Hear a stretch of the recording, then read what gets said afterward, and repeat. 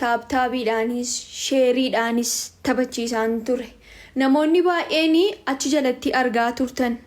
Namoonni baay'een egaa Dr. Asliin mo'anii booda jecha tokko dubbate. Idris maal jedhee dubbate? Asliin mo'uunsaa baay'ee na gammachiisee jira. Akka waanan an ofii kooti mo'eetti gammade jedhee gaafa inni dubbatuniyyuu maal jedhee dhaqee barreesse? Abshir jedheetiniyyuu koomentii jalatti barreesse. Maal godhanii koomentii sana fudhatanii TikTokirra, Facebookirra adeemsisanii ati asliirratti akkana goote jedhanii maqaa na balleessaa jiru. Wallaahi dhaaziin wallahi billahi oromo ana ababaa tokko asliidhaan kennine dhaggeeffadha. Ababaa tokko waan hin qabuun asliin taphachiisaa ture. Dirqama moo wanti narraa eegamu asliidha dhiigni koo.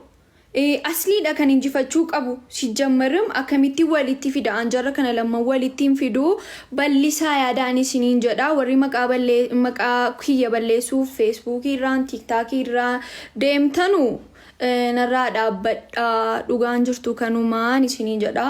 Galatoomaa ulfaadha.